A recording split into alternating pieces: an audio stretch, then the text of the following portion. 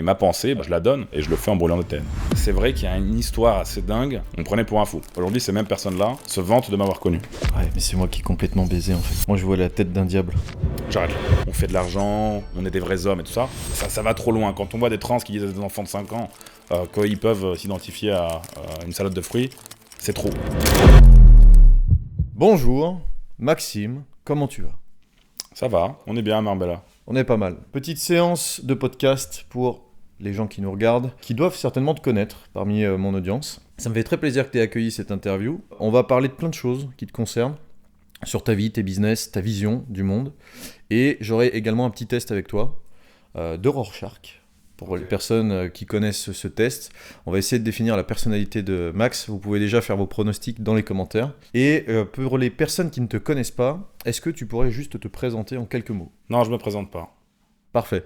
Ceux qui me connaissent pas, ils vont se faire foutre. Je vais vous le présenter quand même, comme ça au moins ça sera fait.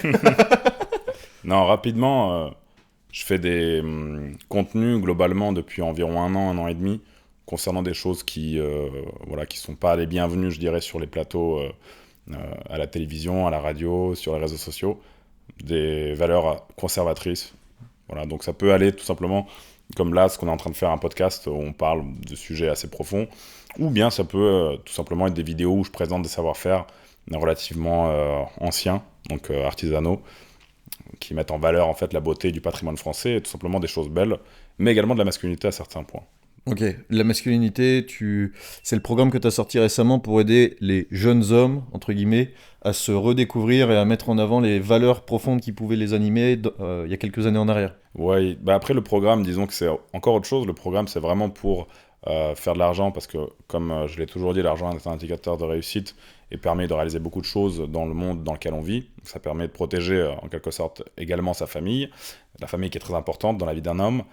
Après, voilà, tout ce qui est valeur, façon de se comporter, rôle de l'homme, rôle de la femme, tradition, tout ça, c'est encore autre chose. Mais ça, comme j'ai dit, on le fait. J'essaie de répandre une pensée comme celle-ci, à travers mes réseaux, à travers ce genre de podcast, ce genre d'interview.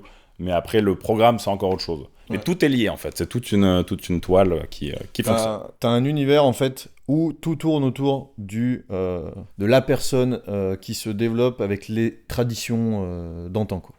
Disons que ce que j'ai remarqué, c'est que de plus en plus de jeunes me faisaient part, et globalement, c'est pas une nouveauté, que voilà, la dépression est en plein essor, tout le monde se sent pas bien dans sa peau, les hommes ont du mal avec les femmes, tout ça. Donc j'ai identifié ce problème, j'ai compris que dans tous les cas, il était intimement lié à l'émasculisation de la société, il était intimement lié au fait que on n'arrête pas de nous dire que voilà, l'homme et les hommes et les femmes c'est pareil, être viril c'est pas bien, manger de la viande c'est pas bien, rouler en diesel ça pollue, etc. Donc tout ça c'est intimement lié, je pense que ça favorise vraiment toute cette dépression et moi, face à cela, pour contrer ce phénomène, je dis écoutez les gars, soyez des hommes, assumez-le, mettez en place des stratégies pour être des personnes meilleures, assumez pleinement votre rôle de protecteur et tout se passera bien. Faites du fric. Évidemment aussi, ouais. Donc, de mémoire, t'es né en Suisse aussi. Oui, on a un point commun, tu vois. Ouais, je vois, ouais. Alors moi, je suis pas né en Suisse. Par contre, je vis en Suisse et tout aujourd'hui, actuellement. Mais tu vois, moi, je suis né en Suisse, du coup, techniquement, selon la bien-pensance, je suis suisse. Moi, je suis suisse, moi. Je suis né en Suisse. Ok. Initialement, c'est pas exactement ça, si ? Non. Okay. Mon père est russe et ma mère est française. Ok. Tu sais, au fil de l'histoire, la Russie et la France ont toujours eu des relations très proches, très amicales, je dirais, bien que Napoléon ait tenté une dinguerie, mais il n'y est pas arrivé. À l'époque, par exemple, des tsars... Ils avaient mis le feu à Stalingrad ? Ils avaient mis le feu à Moscou. Moscou ? Le général Kutuzov avait brûlé Moscou pour se mettre un peu en retrait et re-attaquer par le flanc derrière. Voilà, c'était la stratégie qui avait été appliquée à l'époque. C'est très intéressant d'ailleurs, tout ce qui est art de la guerre, tout ça. J'avais regardé aussi pas mal de sujets là-dessus. On a encore un point commun. Ok, donc toi t'as démarré côté Lausanne. Comment cette idée de faire du business en ligne t'est venue tout simplement ? Ça date de l'enfance. J'ai toujours aspiré à atteindre certains sommets dans cette vie. Après, il y a eu un moment où je me suis un peu égaré, où j'ai fait un peu de conneries. Puis revient le déclic. Et après, voilà, tu te lances petit à petit, tu crois en tes objectifs, tu crois en tes rêves, et tu y arrives. Parce que rien n'est impossible. À partir du moment où tu comprends que tu peux faire tout ce que tu veux dans cette vie, tu fais ce que tu veux, quoi. Il y a beaucoup de gens aujourd'hui qui disent que, tu vois, les lois de l'attraction, tous ces fils de pensée peuvent conduire vraiment à la réussite. Qu'est-ce que tu penses de ça ? Je suis tout à fait d'accord, je l'ai pleinement vécu. Je suis l'exemple parfait au sein de moi-même que ça marche, que quand on y croit, quand on veut absolument quelque chose, que ce soit positif ou négatif, ça marche dans les deux sens. Faut faire attention avec ça. Ouais, ok. Et bien ça fonctionne. Moi, par exemple, il y a 5 ans, vraiment, je rêvais d'être là où j'en suis aujourd'hui. C'est-à-dire que je m'imaginais ma vie là, en 2024. Je me disais, quand j'aurai tel âge, je veux être là, je veux avoir cette voiture, je veux avoir ça, je veux avoir tant, je veux... Et aujourd'hui, je l'ai. Alors que si j'écoutais un peu les normes et le discours un peu défaitiste de la société actuelle, bah, jamais de la vie ça n'aurait fonctionné. J'étais un taré en fait, hein. J'étais un grand malade. Quand je disais autour de moi, moi je veux ça, moi plus tard je veux être comme ça. On me disait, ouais, t'es un fou toi, qu'est-ce que tu racontes ? Allez, trouve un CDI, va travailler pour un patron, prends la sécurité et tout va bien se passer. Donc c'est ce qu'on me disait. On me prenait pour un fou. Aujourd'hui, ces mêmes personnes-là se vantent de m'avoir connu. Vous savez, moi je le connais, hein, je le connais. Alors qu'il y a 5 ans, c'était en mode ouais, il est fou, il dit n'importe quoi. Et d'ailleurs, et ça, c'est le gros problème aujourd'hui dans en fait tout ce qui est les écoles, les lycées. Chez les jeunes, c'est très développé. Dès qu'il y a quelqu'un qui sort un peu du lot, dès qu'il y a un jeune qui est un peu ambitieux, qui a un peu des rêves que la masse grise n'a pas, okay. Eh bien, on va le pointer entre guillemets du doigt, on va dire ah lui il est bizarre, il est ambitieux, il est pas comme nous en fait. Il est différent de nous. Il est différent quoi. Et en fait, finalement, c'est ce genre de mec qui, quelques années plus tard, va employer ces blaireaux qui se foutaient de sa gueule. Voilà. Après, moi, personne ne s'est foutu de ma gueule, mais je sais que dans mon parcours scolaire, il y a eu un moment où j'étais vraiment le gars solitaire. J'étais connu dans mon lycée pour être solitaire. C'est-à-dire que j'avais pas beaucoup d'amis, je parlais pas beaucoup. T'étais déjà sur Internet à l'époque ? Non, du tout. Okay. Du tout, mais j'avais déjà toutes ces idées conservatrices que j'ai aujourd'hui. J'avais déjà l'intention de faire beaucoup de cash. J'avais déjà ces rêves en moi, quoi. Voilà. Mais j'en parlais pas beaucoup et j'étais très silencieux, je parlais de mes projets à personne. Et c'est ce qui faisait que, durant mon cursus scolaire, durant ma jeunesse, si je puis dire, je suis encore jeune, hein, mais j'ai toujours été mis un peu comme le mec solitaire, un peu mystique, on sait pas, c'est un peu bizarre, tout ça. Du coup, moi-même, je me coupais d'eux et je faisais mes plans de mon côté. Mais je passais pour un fou, en fait. Je passais pour un taré. Donc... mais au final, voilà, aujourd'hui, je suis assez content de ce que j'ai pu faire, quoi. On a eu une discussion hier, je sais pas si tu veux revenir là-dessus, mais ce que tu vis actuellement aujourd'hui, c'est le fruit aussi d'une sorte de prémonition de quelqu'un que tu avais dans ton entourage, qui avait un peu préétabli tout ça. C'est vrai qu'il y a une histoire assez dingue qui s'est passée il y a quelques années. J'étais avec un ami à moi et sa mère, donc elle aime bien tirer les cartes, des trucs comme ça. Je lui avais posé une question par rapport à un business que je voulais mettre en place qui n'avait rien à voir avec ce que je fais aujourd'hui. Je lui ai dit, voilà, dites-moi, madame, qu'est-ce que vous pensez ? Est-ce que vous pouvez me tirer une carte par rapport à ça ? Même si moi, au fond, je suis pas dans ces trucs-là, j'y crois pas trop. Elle a insisté. Donc elle me dit, pose-moi une question. Elle a dit, bon, c'est par rapport au business, là. Du coup, elle m'a tiré une première carte qui disait expansion. Expansion, elle me l'a traduite de sorte à ce que, voilà, ce ne sera pas dans ce business-là que tu vas réussir, mais ce sera quelque chose d'autre. Et j'avais quand même une graine de faire des contenus à l'époque concernant toutes ces choses-là.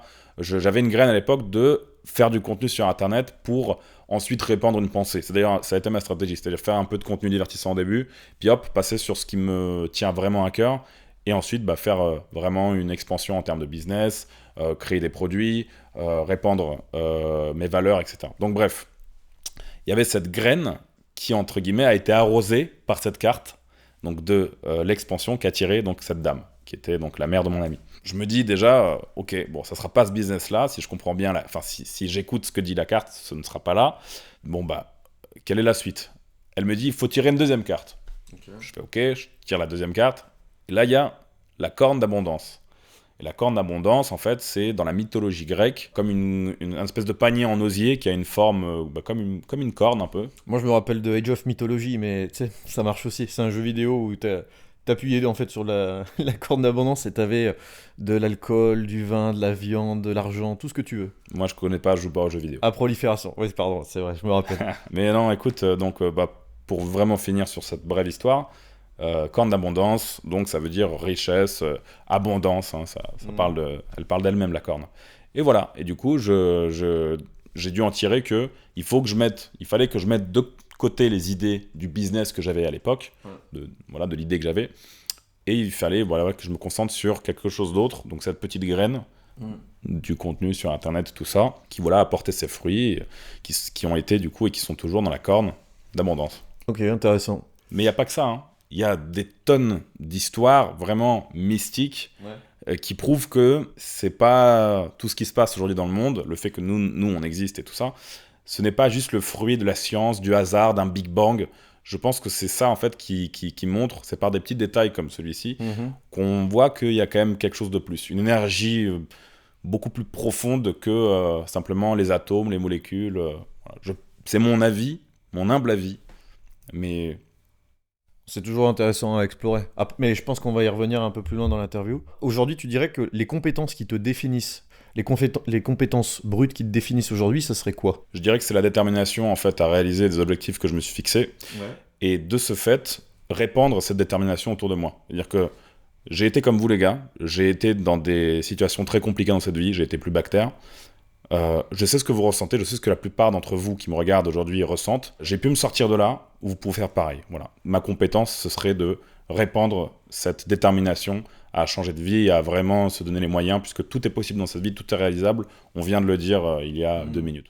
Ouais, et ça marche plutôt bien parce que dans ce qu'on a eu échangé, tu m'as montré plusieurs personnes qui ont eu aujourd'hui des vrais résultats, qui ont des résultats entre 5 et 10 000 balles par mois, pour certains d'entre eux, sur des différents projets sur lesquels vous travaillez. Ouais, voire plus. Voire plus. En fait, on a de tout. On a un éventail très large. Dans tous les cas, les personnalités, elles changent. Il y a des personnes qui vont se contenter de 3, 4, 5, 6, 7 000 euros par mois. D'autres qui vont vraiment chercher la croissance, qui vont aller chercher les 20, les 30, voire même les 100 000 euros par mois pour certains cas. Donc, des membres, en effet, du programme que j'ai actuellement. Ok. Moi, il y a un truc aussi qui m'intéresse, c'est de savoir comment... Donc, il y a Max, qu'on connaît tous aujourd'hui, que la plupart des gens ont découvert aussi avec les fameuses TN qui ont été brûlées, qui ont fait un carnage sur les réseaux sociaux. Je ne sais pas si vous les avez vus, mais en tout cas, c'était juste incroyable comme vidéo. Qui ont plus de 150 000 nouveaux abonnés, et également les ventes et tout, forcément, qui doivent aussi arriver avec ça. Pas forcément les ventes, je dirais. Dans tous les cas, c'est pas ce qu'on vise. Ce que je recherche en faisant ce genre de choses, c'est réveiller quelque chose...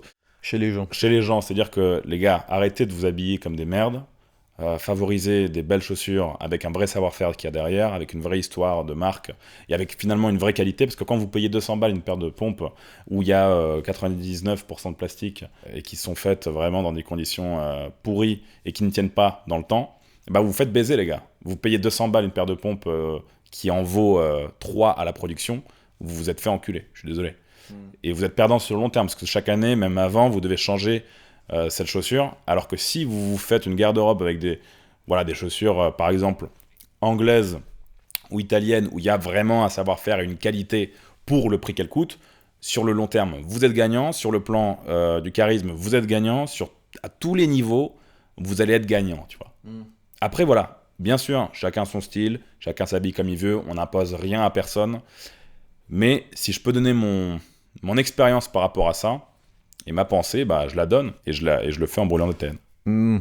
Enfin, là-dessus, pas de souci, ça me permet de parler d'autre chose que tu m'avais déjà présenté une fois, c'est comment tu construis un personnage.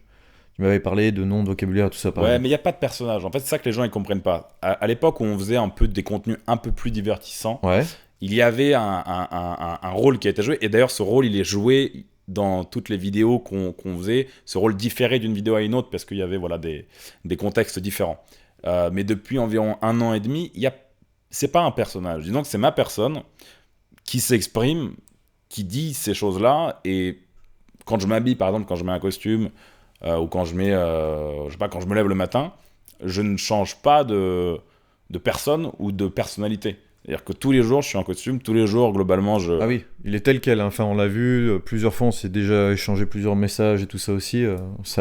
Exactement la même personne, il n'y a pas de rôle. Ouais, donc c'est pas un personnage. Je pense que c'est juste une façon de vivre, de s'habiller, qui existe de moins en moins, parce qu'on voit de moins en moins de personnes qui s'habillent de façon classique, intemporelle, ce qui est bien dommage.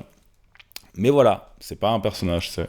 Et ce déclic de devenir la version que tu as actuellement, parce que j'imagine que t'as toujours été comme ça, ou il y a eu quand même un passage où tu t'es dit non, j'ai trop ramassé, ou... Alors, dans la vie, on passe par différents cycles tout le temps, donc... Tu portais pas des baggy, enfin, je veux dire au lycée, tu vois. Mais par exemple, quand j'avais 16 ans, 17 ans, j'étais vraiment un branleur, pardonnez-moi l'expression.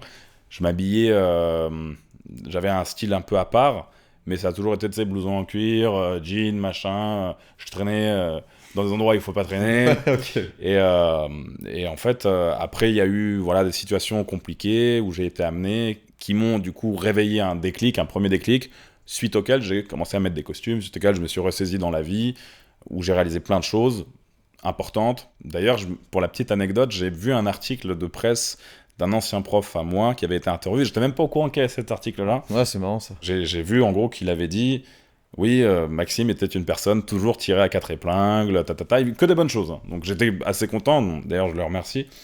Mais ça prouve que ouais, même quand j'avais 17 ans, 18 ans, j'étais déjà en costume. C'est-à-dire que j'ai pas, d'un coup, je me suis dit, tiens, je vais mettre des costumes. Allez les gars, ouais, on met tous des costumes là, allez. C'est venu, voilà. Après, pendant quelques années, tous mes costumes, ils étaient devenus trop petits parce que j'étais allé à la salle, tout ça, j'avais un peu pris. Et en fait, j'ai pas renouvelé ma garde-robe. Mais après, je gardais un style assez classique.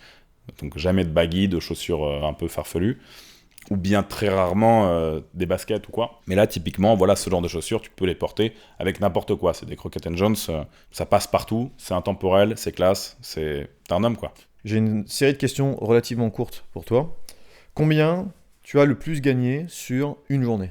Je crois que c'était aux alentours de 100 000 euros. Ok. Et c'était quoi exactement ? J'ai vendu des produits en une journée pour 100K. Et du coup, à l'inverse, combien tu as dépensé le plus sur une journée ? Moi, il faut savoir que je suis pas un flambeur non plus, donc je connais la valeur de l'argent. J'ai travaillé pour des salaires de misère, donc j'ai pas ce côté, même jusqu'à aujourd'hui, et tout le monde me le fait remarquer, on me dit, mais tu dépenses pas tant que ça. Alors je dépense, je dois être aux alentours de, je sais pas moi, 15 ou 20 000 par mois en dépenses, mais on me dit, ça va, tu fais pas le con, quoi.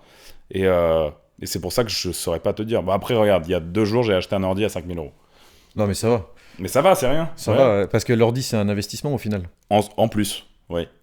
Puis on a comparé aussi les 2 sommes d'argent qu'on se dépensait tous les deux. Moi, je me suis senti con quand tu m'as dit que tu étais à 15 à 20 000 et que j'ai vu les dépenses que je faisais. Toi, tu fais combien ? En 2021, je sais pas si tu te rappelles, mais on était sur des 40 ou 50 000. Oui. Mais bon, il y avait une petite partie d'investissement aussi dedans, donc ça compte pas trop, mais ouais. Mais les investissements, c'est pas du tout des dépenses. Enfin, Ouais. quand tu dépenses 30 000 euros en achetant, je sais pas, une crypto par exemple, bah bon, tu dépenses pas. C'est un invest. Bien sûr, c'est on un verra invest. où il va. Oui.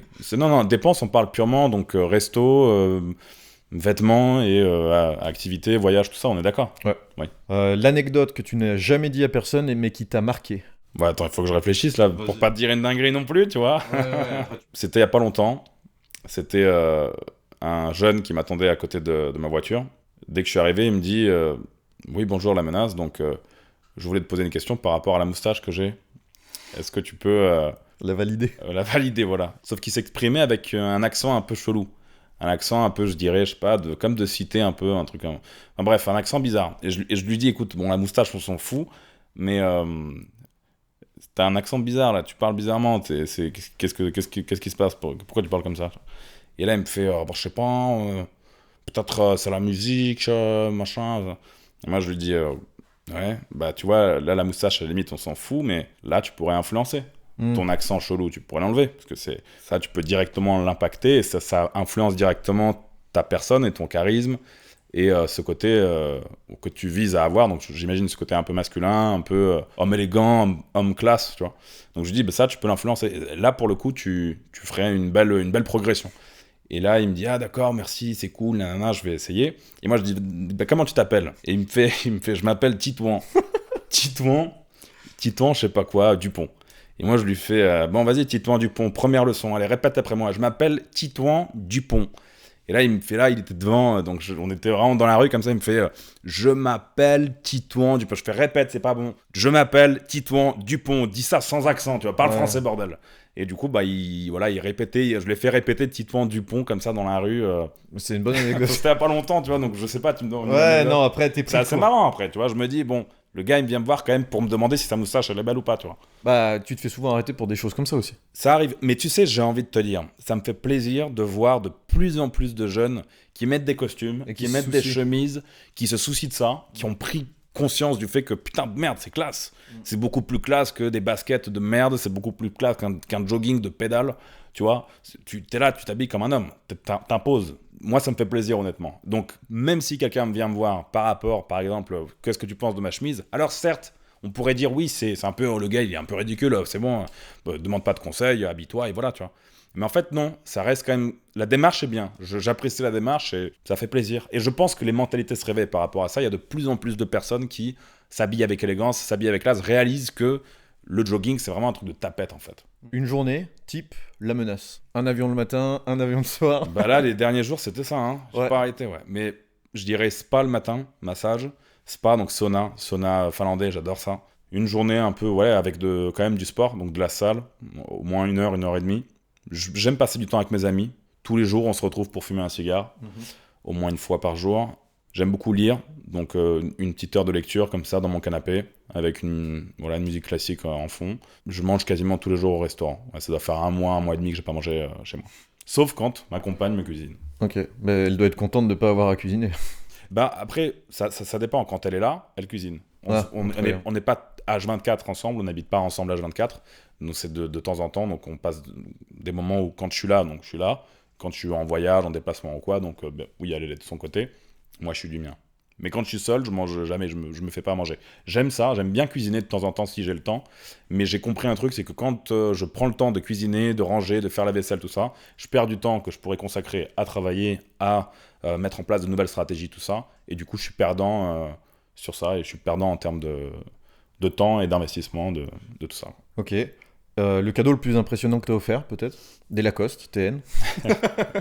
Ouais, tu sais, je dirais que c'est pas le plus impressionnant, mais c'est celui qui m'a le plus touché profondément, parce que c'était un cadeau que j'avais fait à ma maman. Je lui ai offert un collier de chez Van Cleef & Arpels. Et t'es heureuse? Ouais, bah c'était un peu dans les premiers mois où j'ai commencé à bien gagner. Bah je suis allé, j'ai pas réfléchi, je suis passé dans la boutique, j'ai fait allez hop, maman, c'est pour toi. Donc voilà, un petit collier en diamant. Et si tu pouvais choisir une personne avec qui faire une vidéo qui accepterait automatiquement, ce serait qui? Bah j'aurais été partant pour faire une vidéo avec Yomi Denzel, parce que sa personnalité m'attire, je pense que c'est quelqu'un d'intéressant, il est un peu sur tous les niveaux, j'ai l'impression qu'on partage certaines mêmes valeurs. Il y a des personnes qui sont dans le monde du business en ligne, tout ça, qui sont visiblement très du côté de la bien-pensance, très mainstream, tout ça. Alors lui, il l'est, mais je pense qu'il a quand même la tête sur les épaules sur pas mal d'autres domaines.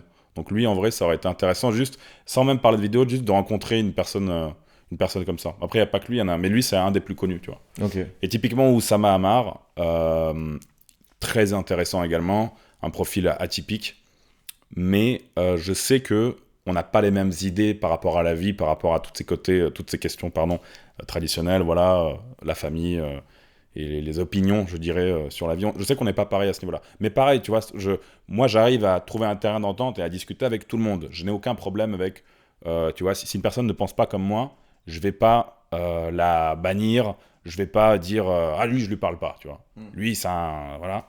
Non, il n'y a pas de problème, on peut discuter, on n'a qu'à en parler, justement. Pourquoi ne pas...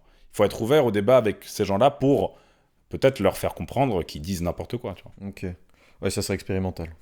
Ouais, c'est une expédition expérimentale et punitive. J'ai quand même une question plus poussée qui revient à ce qu'on disait au début, c'est est-ce que, par rapport aux énergies et tout ce qu'on précisait au début, tu crois en quelque chose ou en Dieu? Je suis pratiquant, enfin, je suis croyant, je dirais. Je pratique à ma façon, donc je vais à la messe une fois par semaine. Je suis donc orthodoxe.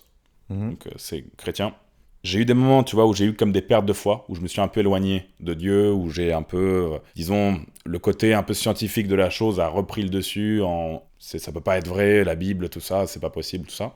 Mais en fait, quelque part, tu te forces un peu à y croire, et par certains faits qui se produisent dans ta vie, tu comprends que non, il y a vraiment quelque chose, c'est pas possible. Tu dirais qu'il y a une relation entre ton évolution et l'implication de tout ça, ou pas? Eh ben honnêtement, non.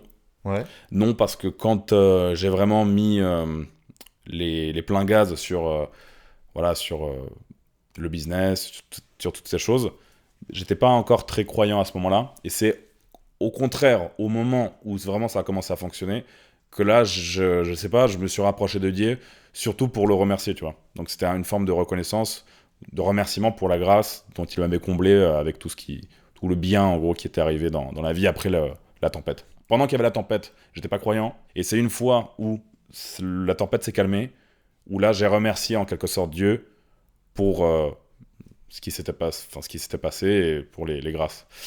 Voilà. Donc, c'est ce que je dis tout le temps. Pense à Dieu quand tout va bien et il pensera à toi quand tout va mal. Pas mal. Ok. J'ai pris aussi le temps d'étudier tout le business que tu as, ou du moins ce qui est visible. Quand on va sur ton profil Instagram et qu'on va dans ta bio, les gens peuvent acheter tout de suite un bouquin à 19 euros, il me semble. Ouais. Est-ce que tu sais pourquoi vous n'avez pas mis de lead magnet, par exemple, tout de suite pour récupérer des adresses mail? Parce que les gens qui ne sont pas intéressés par le livre, vous pourriez par exemple leur laisser 15 pages à découvrir gratuitement, où ils sont obligés de laisser leur mail. Et ça vous permet de 1 de récupérer des mails, de 2 de les embarquer dans le tunnel, et de 3 d'améliorer la conversion et la quantité. Ouais, gros, t'es viré, toi. Non, en vrai, je sais pas pourquoi on n'a pas fait ça, mais je pense qu'on va essayer de l'implémenter. Ouais. Il y a peut-être une vraie raison, c'est pour ça que je posais la question. Non, tu sais, nous, on a quand même le côté, tu vois, où certes, on propose un produit qui est très qualitatif, que ce soit le livre, que ce soit le programme, le contenu également. Derrière, on n'est pas, tu sais, des requins de toutes les mini-stratégies ou quoi. Nous, on pense plutôt à fournir un produit de qualité. Nous, on met l'axe sur Produit. Le produit doit être impeccable. C'est-à-dire que même par rapport aux gens avec qui on collabore, on doit passer pour des personnes assez sévères. Je dois passer pour un mec un peu rigide, un dictateur, tu vois, parce que je mets la planche très très haut. Mais derrière, voilà, au moins, je sais que ma communauté, elle est récompensée et que ma communauté ne sera pas déçue. Voilà, elle sera satisfaite en fait de ce que j'ai à lui proposer. Quoi. Ok. Il y avait également aussi de poster le contenu cross-platform, c'est-à-dire de poster le contenu sur YouTube Short aussi.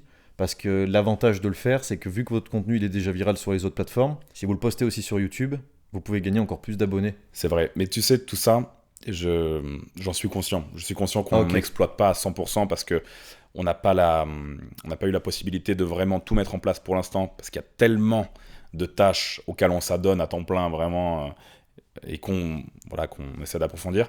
Mais un jour, ça va être fait. Bien sûr que ça va être fait, mais c'est juste qu'on essaie de faire étape par étape. D'abord, on se concentre sur le produit, on fait un truc impeccable, nickel, qui apporte des résultats directement à la communauté. Et ensuite, on va vraiment s'occuper de stratégie de développement sur YouTube, Insta, TikTok et compagnie. Mais je sais qu'il y a des choses incroyables à faire. Aujourd'hui, le mouvement, un peu, tu sais, masculinité, on fait de l'argent, on est des vrais hommes et tout ça, ça prend une ampleur de plus en plus grande.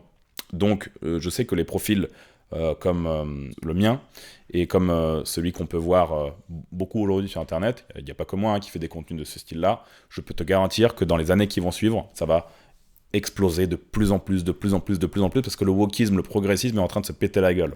On le voit, petit à petit, on le voit, ne serait-ce que le gars là qui s'est viré de Disney, tu sais, celui qui était responsable de toute cette merde qu'on avait là, tu sais, le petit taureau qui s'identifiait comme une femme. J'ai pas suivi, mais...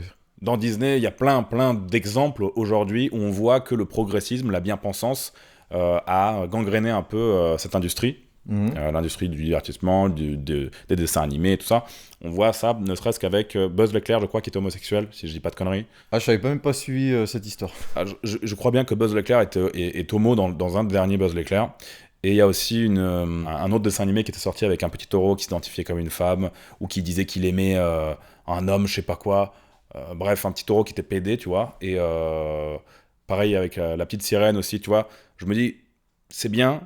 Je veux dire, il y a certains côtés où ça peut être sympa d'apporter différentes ethnies, différentes origines dans les dessins animés, mais touchez pas aux anciens, bordel.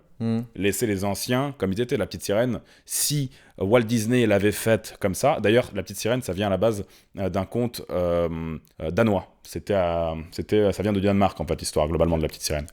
Bah, si à la base le créateur il a dit que la petite sirène elle était comme ça, laissez-la comme ça, bande d'enculés. C'est quoi ce manque de respect que vous avez pour le créateur de la petite sirène? C'est vrai. Respectez la petite sirène. J'ai vu la tollée par contre pour la petite sirène, effectivement. Ouais. Bah, tu vois, je me dis, vous voulez faire un truc comme ça, créer un nouveau personnage, il n'y a aucun problème, bien évidemment. Mais juste, pourquoi revisiter l'histoire? James Bond devait être noir dans les derniers. Non mais sérieux, c'est un manque de respect pour Ian Fleming. Tu vois, au contraire, moi j'ai rien, et au contraire, j'ai des amis de toutes les nations, de toutes les religions. J'ai des amis français, mais j'ai beaucoup d'amis également, tu vois, Turquie, Arménien, Géorgien, Marocain, voilà, Kazakh, tu vois. J'ai toutes les origines, toutes les religions dans mes amis. Tout le monde sait que Je suis quelqu'un de très ouvert et qui a aucun problème avec ça. Mais quand le progressisme t'impose clairement des choses, des quotas, des trucs comme ça, tu te dis, vous nous cassez les couilles. Genre, fermez votre gueule, vous nous faites chier, tu vois. Okay. Genre, vous voulez faire des films, faites-les, mais arrêtez d'imposer à tout le monde la même vision et les mêmes choses à voir, à regarder, parce que tout le monde en a ras le cul. Vraiment, même les gauchistes, aujourd'hui, même les gauchos, vraiment, qui votent depuis des années à gauche, etc., même eux te disent, c'est vrai que ça commence à prendre une ampleur de ouf. C'est vrai que c'est trop, là, tu vois. Ça va trop loin. Quand on voit des trans qui disent à des enfants de 5 ans qu'ils peuvent s'identifier à une salade de fruits, c'est trop. Moi, je me rends pas compte parce que je suis pas du tout dans ce milieu. Enfin, ce qu'on disait avant l'interview, c'est que je suis pas politisé et je mets pas le nez là-dedans pour des raisons comme ça, justement. Parce que ça évite d'avoir un peu plein de choses qui viennent te perturber et puis... On est d'accord. Moi non plus, je suis pas... tu sais que moi, la position que j'ai, je dis, elle n'est pas politisée. Pour moi, je suis pas politisé du tout. Je dis juste des choses qui sont humainement normales. Je n'ai pas d'avis politique, je me dis comme une personne qui répand tout simplement une pensée qu'elle considère juste, et c'est tout. Mais maintenant, bien évidemment, à chaque truc que tu vas faire, tu vas être catégorisé comme étant de ce bord ou machin. Tu manges pas de viande, tu manges de la viande, t'es un connard. T'as une barbe, t'es masculiniste, un viriliste. T'as pas de chaussures vegan, c'est fini. Tu t'excuses pas parce que t'es blanc, t'es mort. Okay. Maintenant, ce que je te propose, c'est que on va te faire passer le test de Rorschach. Donc, Rorschach, c'est un psychologue qui a étudié la personnalité afin d'évaluer le psychisme des gens et comment ils fonctionnent. J'arrête là.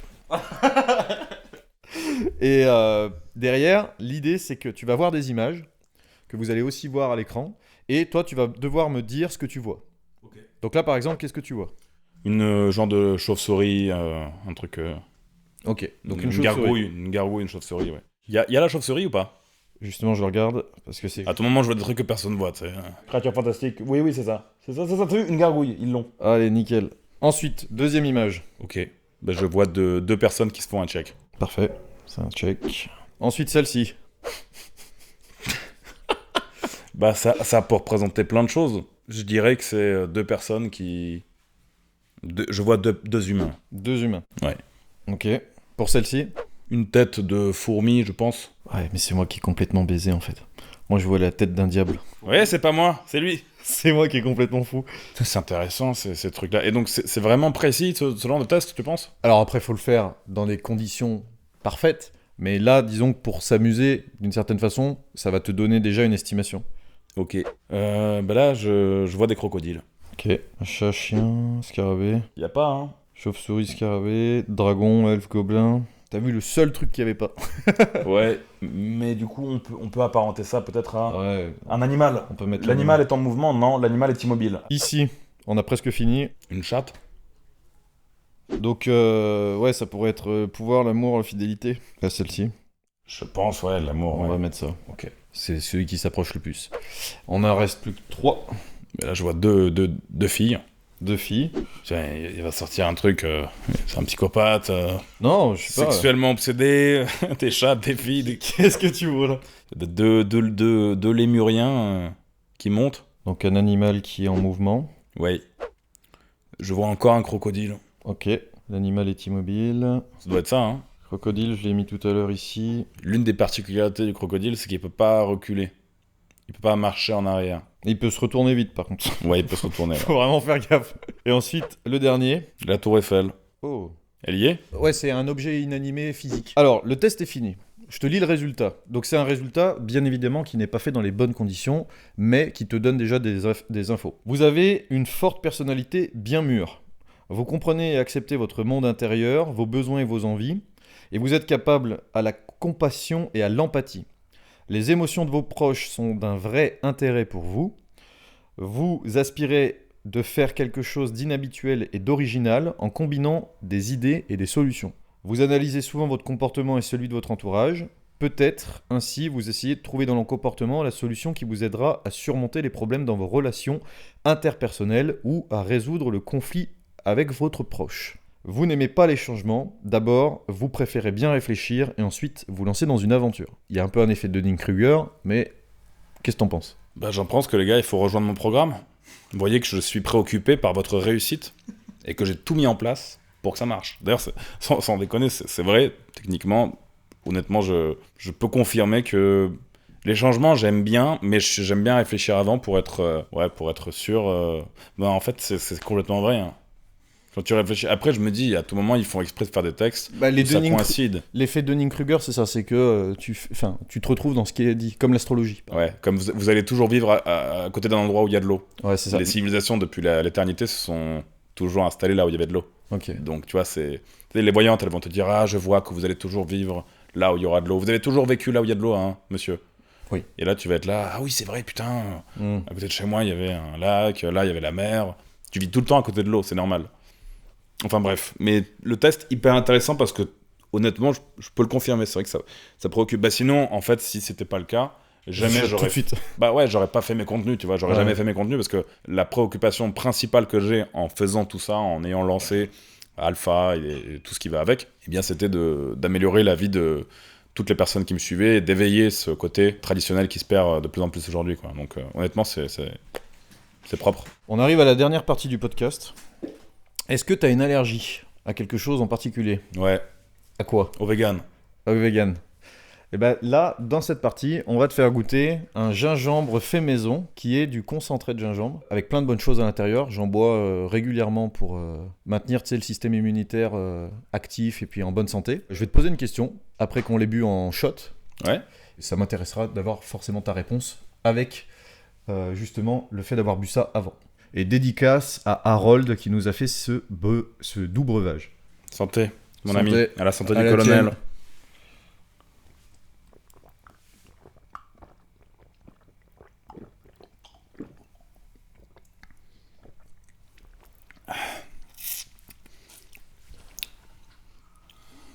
Ça va. Il est pas trop fort. Hein. Une pointe relevée sucrée celui-ci. Il a été sympa, non? C'est une fabrication maison. Et ils ont travaillé sur cette formule pendant pas mal d'années. Et là, franchement, le résultat est super clean. Donc j'ai une question pour toi. Aujourd'hui, si tu devais changer un aspect de ta vie à toi personnellement, qu'est-ce que ce serait, mais sur lequel tu peux avoir du mal? J'ai envie de te dire que moi, je suis déjà en train de faire tous les changements que je recherche pour atteindre les objectifs en question. Pour l'instant, je ne vois pas d'éléments sur lesquels je pourrais influencer.